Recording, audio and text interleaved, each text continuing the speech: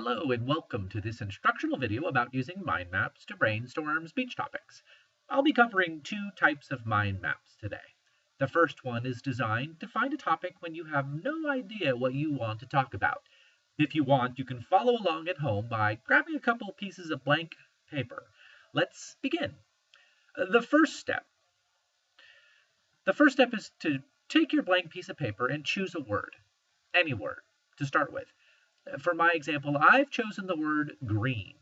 The initial word doesn't matter. It's just our starting point. Put that word in the middle of your blank piece of paper, inside of a little bubble.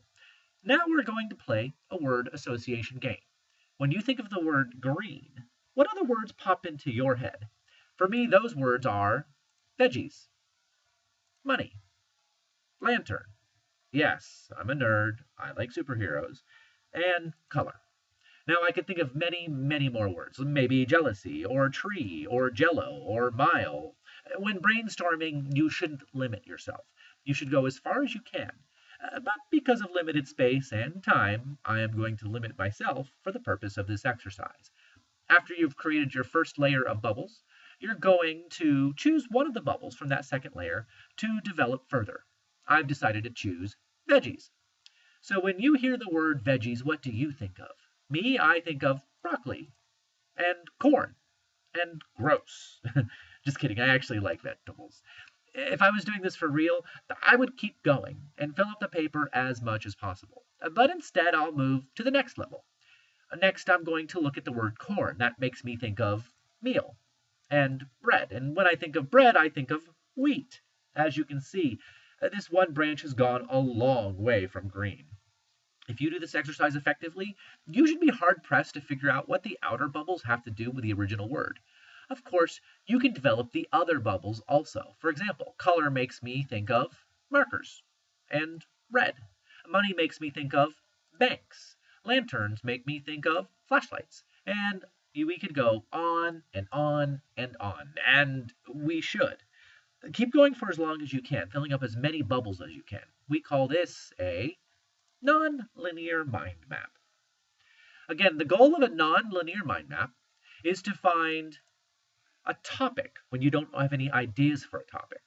When making these mind maps, it's important to not judge as you go what you've written down. Brainstorming in general should be very open-minded, and most importantly, keep going and going and going. Don't just stop when you have a few bubbles. And now we'll move on to the second type of mind map. We'll call this one a linear mind map. If you read chapter 7 in our textbook, this is the type of mind map they showed you there. For this type of map, we're going to start with a topic we're already interested in. Perhaps it's a topic you were assigned, or maybe it's a topic you found while doing your non-linear map. In this case, I chose banks, which is something I found in my last mind map. Again, we're going to create bubbles, but this time, we're going to develop our topic in a way that will allow us to learn more about it. So the words we choose should be more closely related to our original bubble, which in this case is banks. So the first thing I think of when I think about banks are the various careers you might find at banks. When you think about this more, I come up with managers and loan officers. I could continue down this road for a while, of course, but I'm going to branch out from banks more first.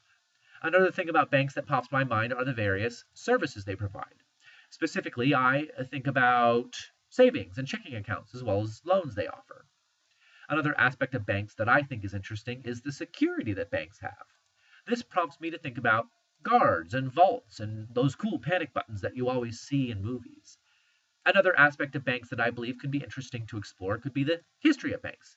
Some subtopics that come up for me here include the progression of banks, or finding out about the differences between modern banks and ancient banks, and maybe researching what the first bank was. Again, if I was doing this for an assignment, I wouldn't stop here. I would keep going. Notice that the difference between this mind map and the nonlinear is that the outer bubbles of your map can easily be traced back to your initial word.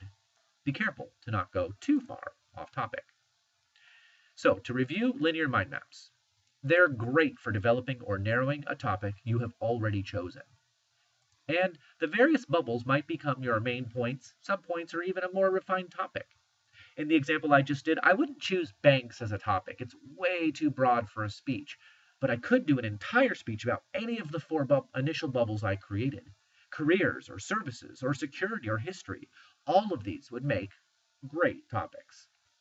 Now, this will be on the final exam. You will be expected to create your own mind map. So do be sure to be as developed as possible. Thanks for watching, and have a great day.